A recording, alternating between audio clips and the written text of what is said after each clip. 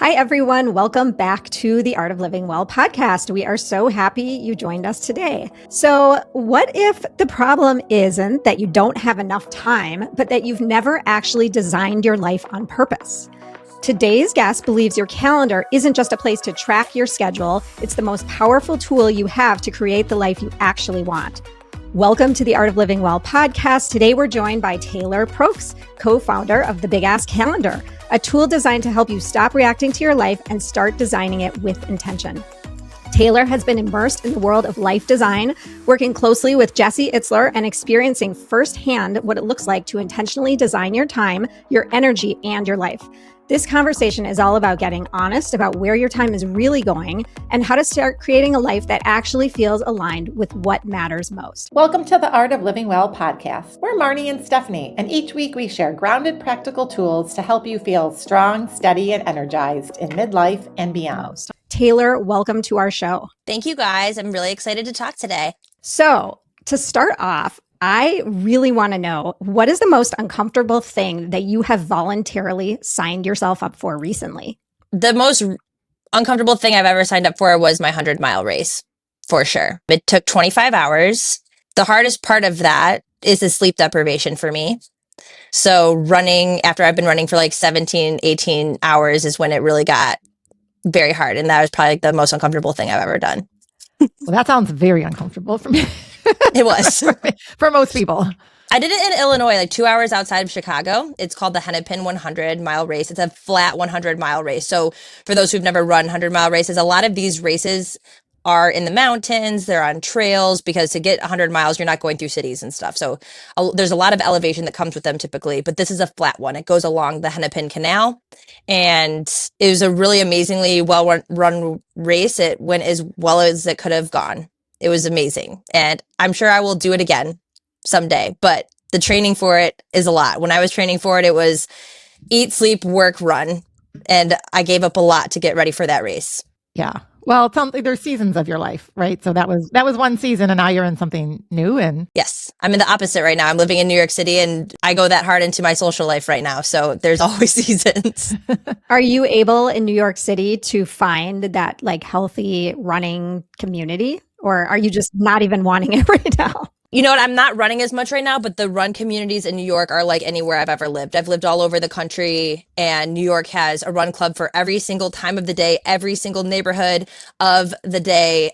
I mean, any neighborhood, any time of the day, any day of the week, there's something going on. And any pace you want to, if you want people to train really hard with, if you want a track workout, or you want to run really slow or walk, it exists in New York. So it's an amazing place to be a runner. Awesome. Okay, Taylor. So let's dive in and talk about how you got pulled into this life of living intentionally, because many people are not doing this, and you're pretty young to already have sort of been mapping out your life, and we'll dive into the calendar and all that. But maybe you can just start and share a little bit of the background.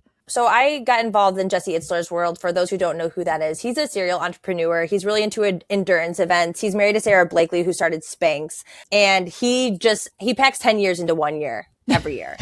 Like there's no other way to describe it. I just came off of 2 weeks with him, and it's like, it was a whirlwind. It's nonstop. I've never met anyone with his energy or anyone who is so specific about their time.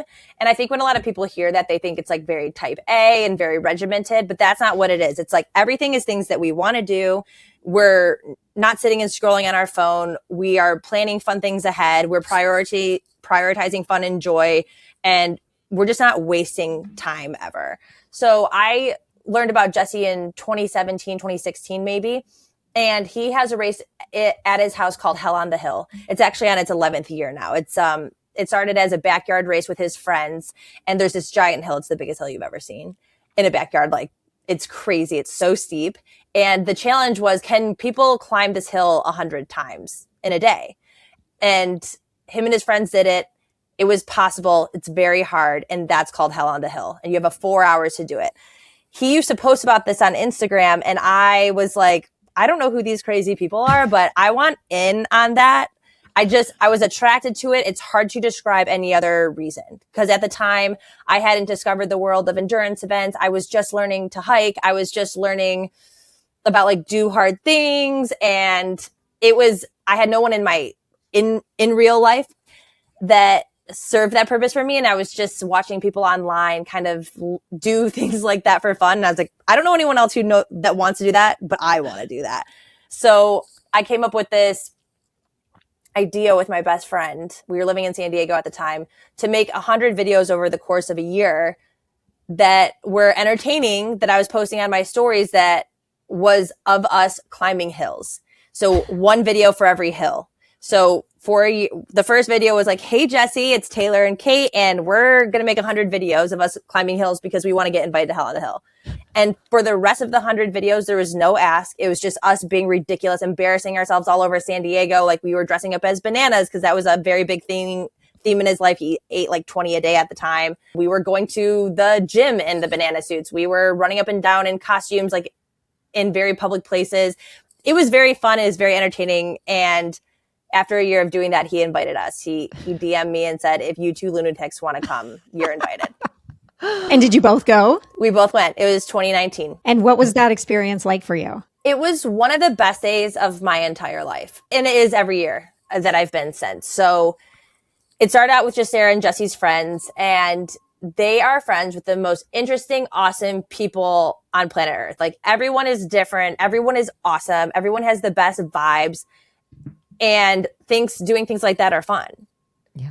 So I had never experienced anything like it. And me and my friend tried to be the MVPs of the weekend. We were doing everything. We're cheering for everyone. We're jumping off the boat. We're the best at the after party. And then we got invited back for the next year, but then it was COVID. So I went a few years without seeing him. He does a lot of public events. We went to one of those and got back on his radar with another video series I came up with years later. And I ended up being asked to run his personal brand. I wasn't trying to work for him. I was actually trying to do work for his running apparel company while I started my own company. I was like, I can kind of do this better than they're doing it. And that could be enough income for me to then be starting my own thing. And it's something I enjoy. I love the brand.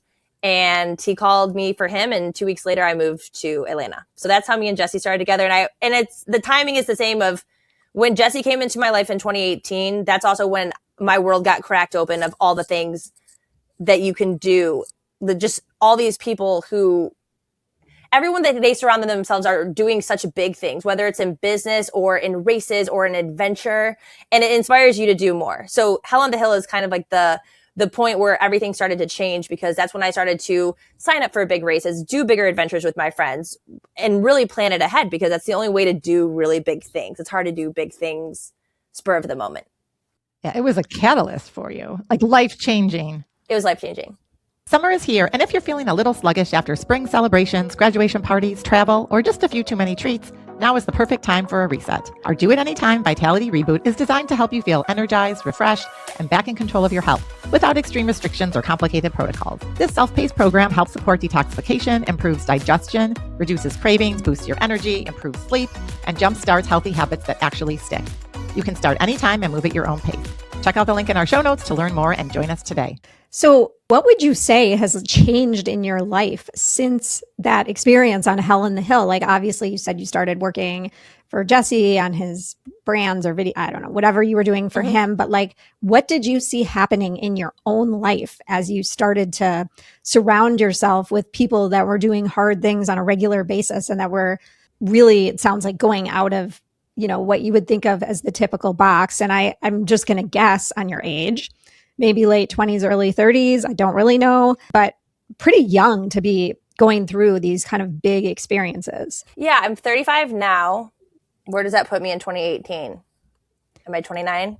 Yeah. So you're in your late 20s. Yeah.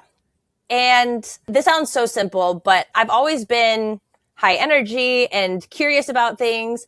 But I think I always waited to put things on my calendar. I would be like, well, I don't want to buy tickets for this concert because what if someone invites me to dinner? Or what if something better comes up? I don't know. I think there's this weird thing where you think the better plan might be coming up so you don't commit in the future. And I started really studying everybody that was inspiring me or living a life that I thought was really fun. And they were committing to things, whether it was a concert or a big race or a big adventure. They were like marking it off on the calendar 6 months, 8 months in advance, getting to be excited about it all year, work towards these things, like have purpose and structure to their life that way. I'm very type B in a lot of ways, but this structure I could wrap my head around because it just always gave me things to look forward to. I felt like I was improving in my life. I felt like I became more interesting because instead of being like, what are you up to? And I say, no, same old. I always had something to talk about. I was like, I'm training for this. I'm looking forward to this. I'm learning how to ride a bike. I have a swim coach. I just got these shoes. I don't understand what I'm doing. Like there's always, since 2018, something going on in my life where I'm learning, I'm curious, I'm excited for something. And that alone made everything else different because it's like every conversation, every goal I had, every person I'm meeting, it ripples into all areas of your life. So at the simplest point, that's what changed because everyone around me was committing to things in advance, was filling their calendar up in advance. And then I would say, I think my biggest fear was that I wouldn't be able to be spontaneous anymore and say yes to the day-to-day things that came up that were exciting. But because I do so much stuff, I meet so many interesting people. I get invited to more things than ever, and I do more spontaneous things than ever. Like it feels like I get more time somehow. Of course, you always have to say no to things, but I have felt my world crack open when I started to commit to things in advance. That's so fascinating too, because I think what some people are thinking is like, I don't have time, right? Like I'm already busy and maybe you have kids and you're taking care of aging parents or whatever it is. Yeah. So you're saying almost the opposite. And it sounds like I can just like feel it in your voice. Like there's this energy and excitement around surrounding yourself with people that have a similar like willingness to say yes and try and do hard things, right? Mm-hmm. Has there been anything that's been challenging about designing your life and being, you mentioned you were worried about not being able to be spontaneous. But has there been anything that's been really hard about this shift that you made? And now it's been several years. I wouldn't call it hard. I would say that sometimes the pace is a lot.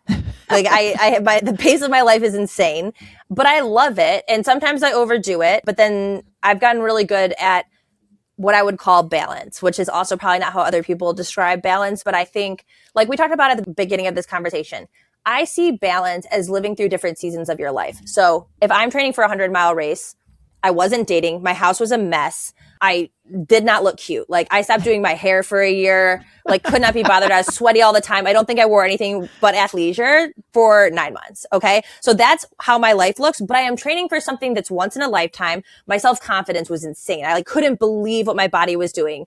I was learning so much. I had all these people surrounding me with all this support, like so once in a lifetime, I'll have it forever. And now I am prioritizing like my social life. I'm not running. I'm working out. I'm just having fun with things. And to me, that's balance. Like going from one extreme to another extreme. And overall, like if you zoom out versus day to day being in balance, it's like my life is in balance because I'm having different seasons.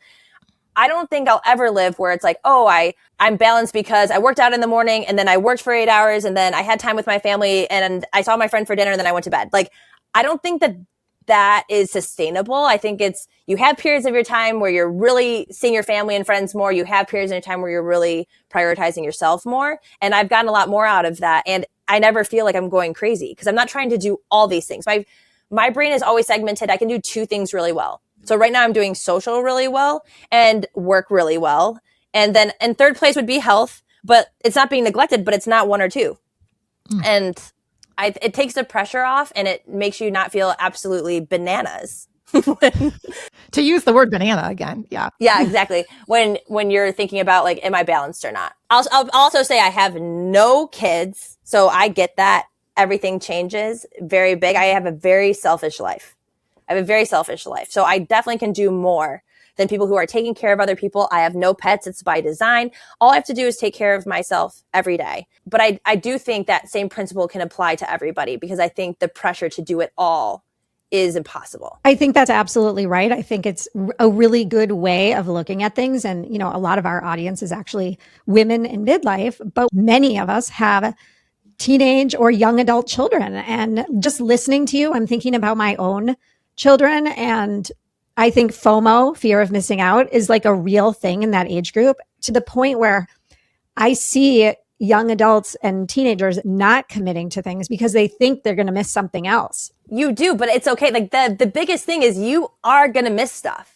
Right. But that's okay. And that's what I think is the message that I love because you are going to miss something. If your gut is telling you want to run a 100-mile race or you want to take a trip to Iceland or you want to do whatever it is you want to do, just do it. And you're going to miss things. That's life, right? Like no matter what we do, we're always missing something else. And I think the biggest thing you could do is take that trip, train for that race, and commit to it and see what happens. Like, are you sad you did it? I've never met anyone who was sad that they took the trip because their friends at home got together without them, or that they had to miss a couple of happy hours so they could prioritize their race. Like, once you commit to it, it becomes way less scary because you're like, oh, you're missing things, but the flip side is you're gaining so much. And that's not what people talk about. Like what you get by committing to yourself or doing the bucket list trip that's been itching in the back of your head, or any of these things that require a lot of time and commitment that feel scary, it far outweighs things that you're going to miss. Well, absolutely. It's almost like another door opens because you end up meeting people that you never would have met. I mean, this kind of happened when Marnie and I did 29-0-29. And our whole world has changed. And we've done things since then because of that first experience. And it was a lot of work. And we had to it was a whole summer of saying no to a lot of things, right? But never in a million years would I ever say I regretted doing it, right? Right. And how you feel after an experience that you prepared for. And especially you guys did it together. Yes. That's the best because the post of that, getting to talk about it with somebody else, like all my adventures, I've done a lot of things solo. I think there's a whole time and place for that. That's amazing. But when you do hard things with your friends, it bonds you forever. Yep. Like no one else understands it. And you go through so much growth in a short period of time. So I would say this, the first time that I signed up for something hard, and I think especially women here do hard things, and a lot of people who stand for that are men being like, carry the boats, blah, blah, blah. And it feels like I don't want to do that. Like that sounds horrible. I would say doing hard things just means challenging yourself, just pushing yourself outside of your comfort zone kind of for a prolonged period of time. And you're going to learn a lot, you're going to grow a lot, and it's awesome. And when you train and you go to a big event like 29-0-29, or I like physical challenges, big races, something where it's like you're fighting through, you come out the other side. If you're in a funk in your job, if you're in a funk in relationships and you're not sure what to do yet, sometimes those things are hard to navigate.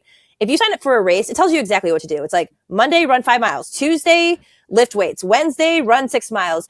And you don't have to think about anything, and you will progress and you will get confident and to complete something.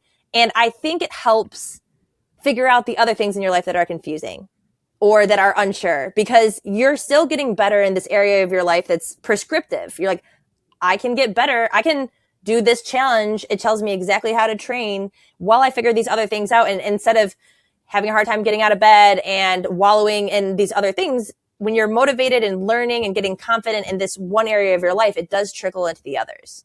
I think that's so true. And our 29-0-29 experience was very much like that, where I had a plan every day. Granted, I wasn't feeling down and out beforehand, but I was feeling like, can I really do this? This seems really hard. And by the way, it is. It is. Yeah. Right. We actually had Mark Hodelick, if I'm saying that right, on our podcast randomly. And neither of us had ever heard of 29-0-29. And we both thought about it for a good year before signing up, because I was like, wow, but I couldn't get it out of my head once I heard about it. I was like, I have to do this. And then I was like, all the doubt, can I do this? And anyway, Taylor, can you just quickly touch on Misogi? Because I feel like that's kind of what we're talking about a little bit and what that means. In our world, we encourage everybody to put a Misogi on the calendar at the beginning of the year. And what a Misogi is, a year-defining event. Like when we get to the end of 2026, what are you going to define this year by?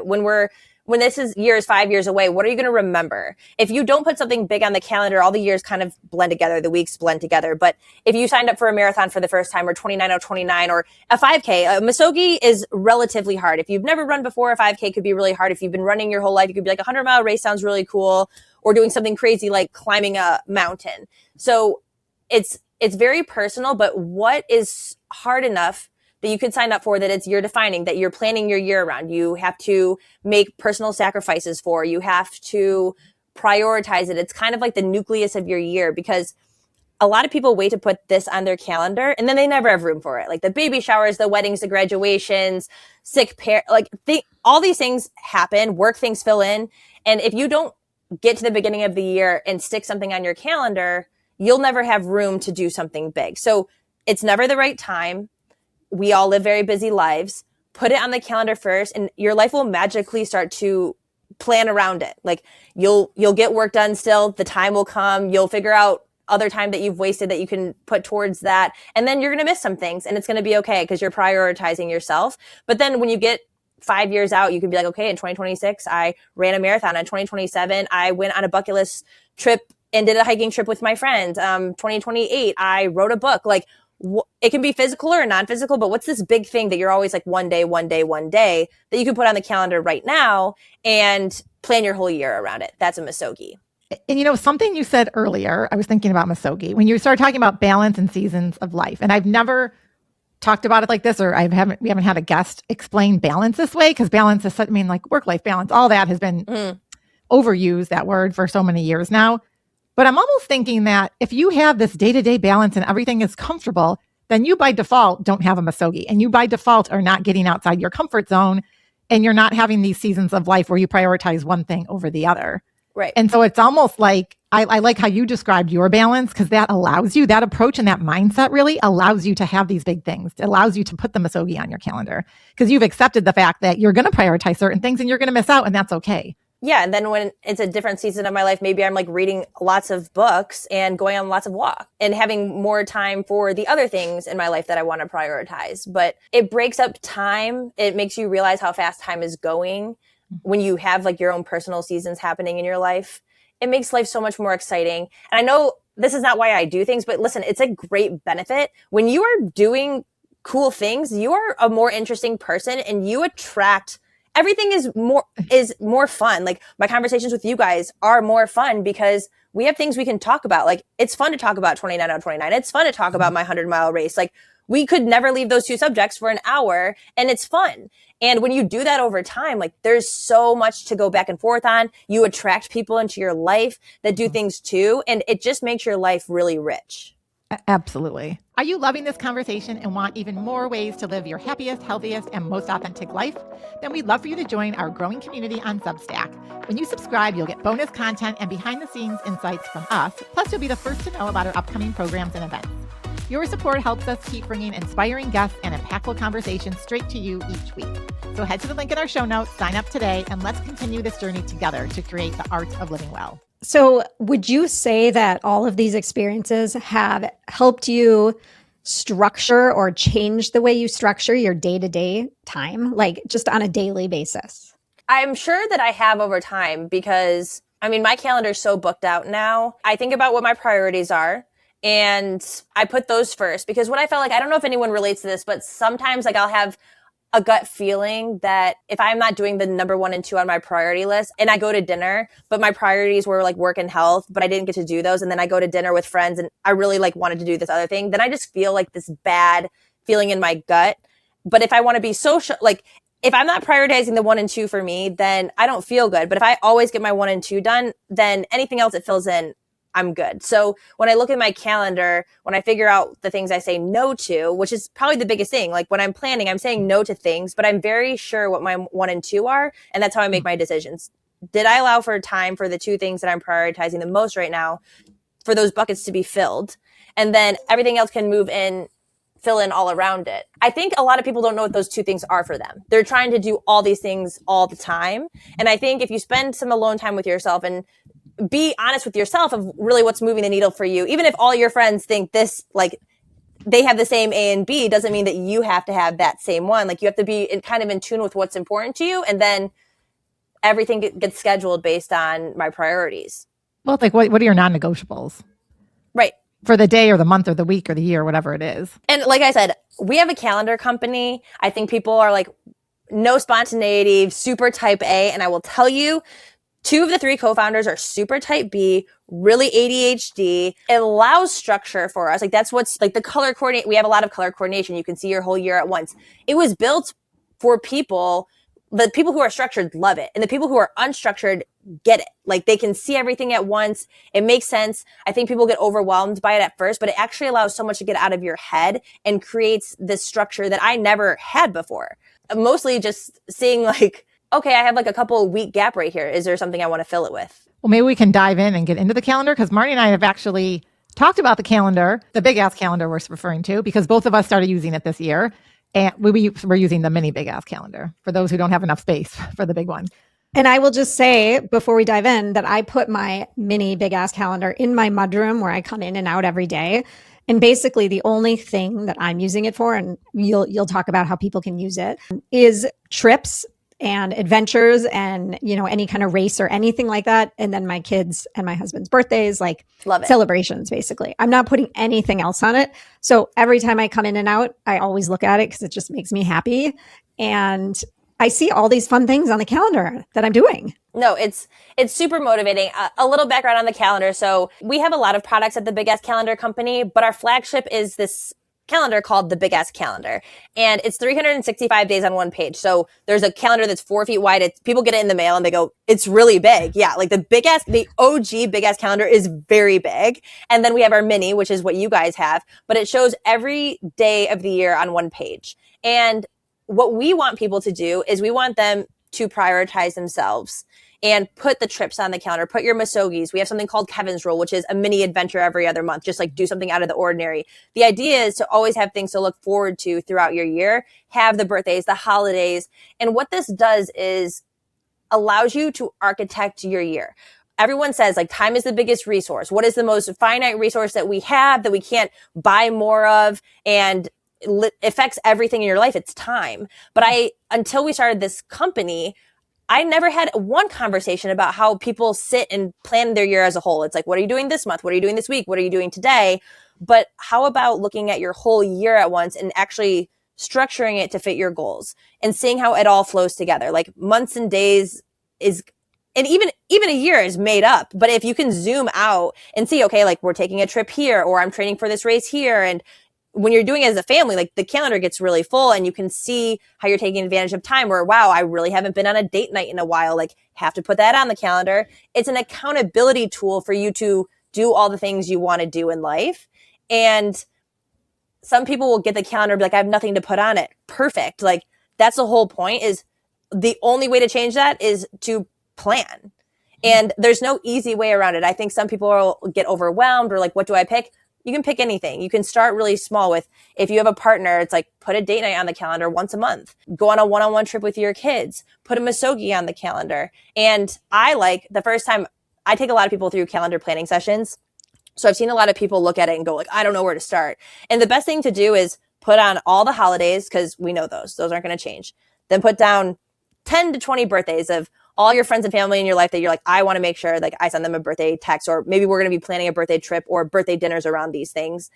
And all of a sudden your year has structure. You're like, okay, I can see how that this holiday lands on a Friday this year, and maybe we want to take more time off there. And it affects your decision making when you see how it all flows together. It's Memorial Day doesn't sneak up on you. You make plans for it because you see it on the calendar and take advantage of the time that you have.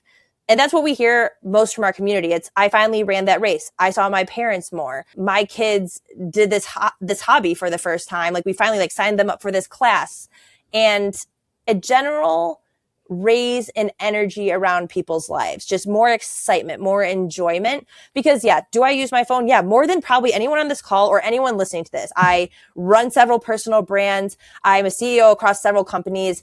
I'm on my phone so much. It's horrible. And yeah, I use it for all of my calls, all my work, my dentist appointments, like my obligations. But my big ass calendar is for everything personal to me, all the trips, the races, the big goals I have. I use it as a habit tracker now too. That way that I'm always architecting my life at a high level. What does it look like as a habit tracker, out of curiosity?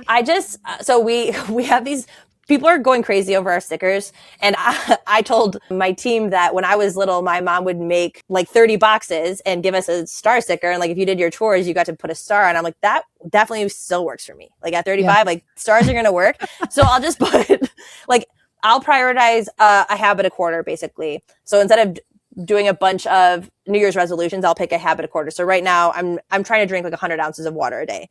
So when I hit that, I put a star on the day. So then I can like, also it's accountability. Like I did it or I didn't, and now I have to live with it and I have to look at it. So I just use stars for that. My last quarter, I did walking. So if I did over 10,000 steps a day, I got a star. So, and then they stick after you stick with something for a quarter. But I have this little star. It doesn't really take up much of my box, but anything visual for me that gets me off of my phone and that I have to look at. You said you walk across your mudroom every day. You see your calendar.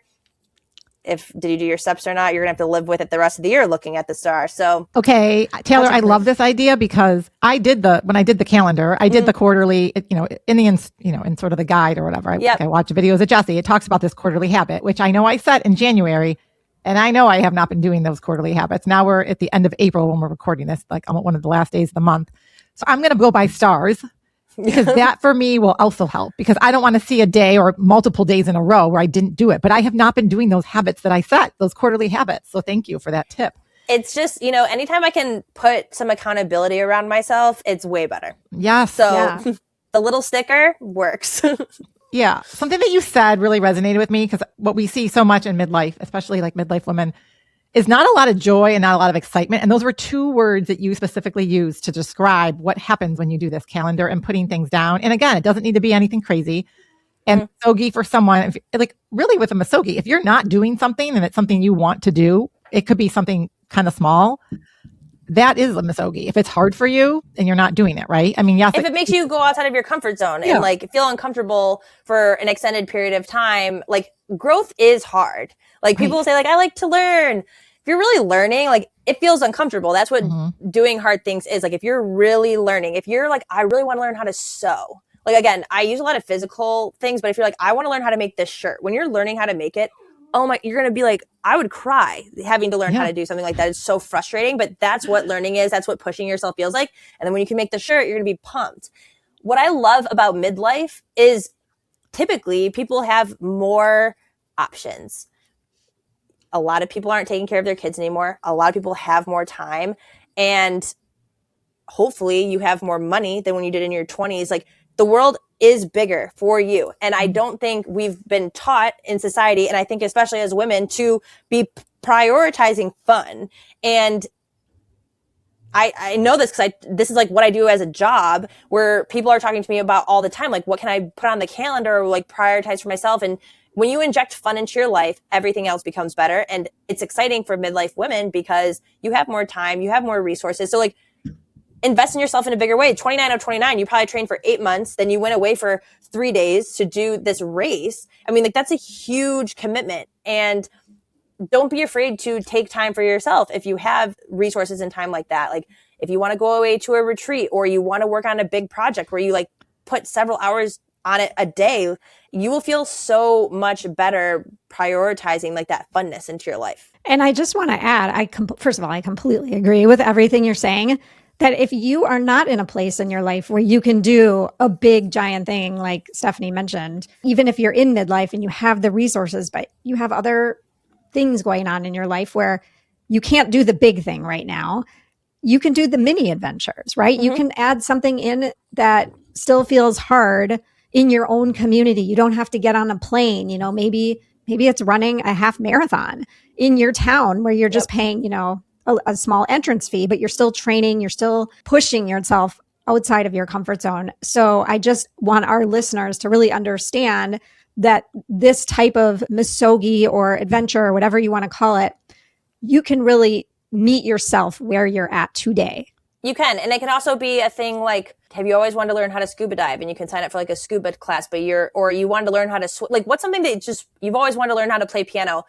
It's funny because so I met with this guy the other day. He was 38 and he is 38 and he's never played an instrument in his life.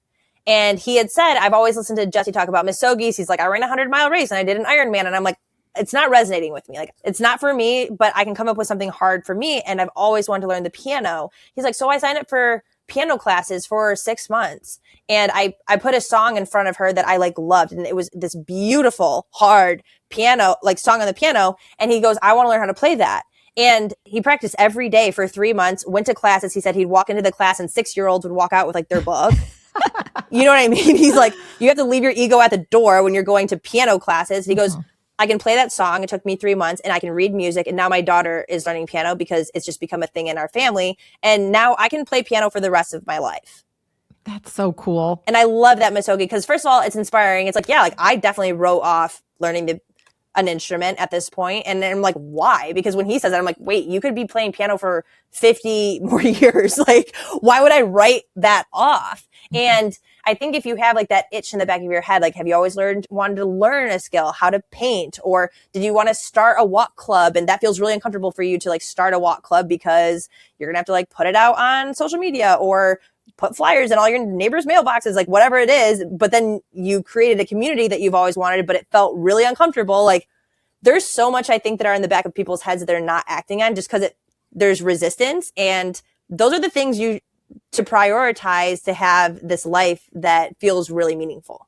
I just think this is so important for everyone, regardless of your age, because like you said, this calendar and this whole like mindset is for everyone, and we're meeting you where you're at. And so there are people out there just thinking, what's that one thing that's been nagging in the back of my head, and how am I going to make that happen? And this calendar is just a way to facilitate that, right? And I would say planning takes time. There's no way around it. Like, it takes time, it takes resources. And if you've never done it, it's going to be like, I don't know if I want to do this. And I'll say, in our world, I was just talking about this yesterday. So my co-founder, Jesse, like, he's a part of like 6 different companies. He has 4 kids. He has a wife who is super out in the world, and she's the busiest person I've ever met. He's the busiest person I've ever met. And okay, so like, what do they do? Well, I was in the car with Jesse the other day, and they got on a meeting that was scheduled on their calendar, a family meeting. And then for an hour went through their schedule to plan family dinners.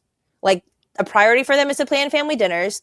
There's 6 people that are like, every kid's doing 2 sports and plays and dance recitals. And then you have 2 parents who are doing a million things. Okay. But for an hour, they went Monday. Okay. What's the schedule of everybody? When can we have dinner? Okay. We're having dinner at 4:30 that day. The next day we're having dinner at 8:30. Like, because the priority is family dinner. It's not consistency. It's like, okay, we're not having it on Thursday. We can't make it happen. And they did that with dinners and date nights. And that's the only way it happens. Like, if you have something that's a big priority and you're like, I really haven't seen my partner in a while. We said we were going to do date nights, but they're not just magically happening. They're not magically happening for anybody. This is a manual thing that you have to go through. You have to think of your priorities, and then it's a day by day activity. But if you do that work, then the month is done. Then the 2 months are done. Then your year is done once you make those decisions. And it actually frees up a lot of mental space, because now we're just following the plan versus, we here another week, no date night. You just are like, well, date night's next Wednesday. And like, you have to say no to things to make it happen because it's committed on the calendar. But that can apply to anything. It helps you prioritize. It helps you identify what your priorities are for that period of time, that season of life. And then it helps you actually prioritize them, because then you're going to say yes to what's on the calendar, the date night or the family dinner, and you'll say no because inevitably something will come up where you could swap the whatever happy hour for the a million things come up. Yes, and you're like, no, we're having family dinner. Yep. Yeah, those are good examples to share for people. So as we start to wrap up, Taylor, do you have a big Misogi for this year that you care to share? So, and this is like interesting. The past 7 years, I could easily say my Misogis. And I would say at the beginning of this year, I did create a Misogi. In January, I created Misogi, and it was in like the 3rd quarter, I'm going to learn how to free dive. I'm like really bad in open water. So I wanted to learn how to free dive. And then I want to go, it's like Fiji-ish area to dive. I want to see a blue whale, and I want to be like good at diving so that when I have that opportunity, I'm ready for it. So that was like really important to me. It's something that I've always wanted to do, like since I was in 5th grade and learned how big they were. Like, it's just been this thing in my head. Like, okay, well, let's go do it. And a couple of months ago, I found out that my dad's sick. So now I don't want to go to Fiji right now. So that's life, right? So doesn't mean I won't go. It doesn't mean that priority won't change. Like that can't happen. But I think it's a very real life reminder that like, yeah, life does happen and you're going to adjust. So right now I'm not being called to go out to Fiji. I'm spending a lot more time at home in Michigan, and I will have a big thing this year, but that's my big thing right now. My big thing is like supporting my family. I don't live by them. So it's a lot, not that it's a little work for anybody, but it involves a lot of travel, a lot of planning, a lot of mental space. And like, that's where it's going right now. And I get that question all the time too. I had all these plans and then someone got sick, or I came like this thing, I was trying to get pregnant, it didn't happen. And this is going on and on. Now I can't leave because I have all these doctor's appointments. And again, it's like, that's probably how your year is going to get defined too. And that's okay. Like, sometimes your big thing finds you, and it's just when the time allows for you to then prioritize yourself again, you just got to make sure you do. So even in that vein, so when we found out my dad was sick, we immediately wiped our schedules. Like, me and my sisters are all have like crazy careers. are living very, like I said, my calendar's insane. And my parents are very active. They had to immediately cancel 5 trips like around the world, like when they found out that he was sick. And we all wiped our calendars and we all went to Puerto Rico for a week. Like it's just prioritizing the time and what matters. And now I think that's just the reality. What's the memory you can still make? I was like, I looked at the calendar. I was like, we have this much time until treatment starts. Like there's a window here. Like let's go away and enjoy with each other because a lot of things just had to change. We all made it happen. And then I think the next few months are going to be kind of up in the air. And then there'll be time to focus on personal goals again. I mean, I'm sorry that your dad's going through that. I can feel that, but it's just a good reminder that life is going to happen and you're going to be thrown these curveballs and these challenges. Yep. And how do you move through it? And maybe there's a different challenge and maybe it's more mental and emotional and mindset and not the physical. Like you said, you tend to go for these physical. And so maybe you do sort of indirectly have a misogi because it's a personal growth, but it's just not how you envisioned it looking. Yep. And for me, it honestly is so having personal goals, misogis are all, it's a natural part of my life now. Like it will happen, but I would love to have something so concrete to tell people like the past 8 years. But I think it's also good to talk about how things can change. I think that's really important because you're not necessarily going to have a misogi workout for you every year. Yep. Life does happen. That's very real.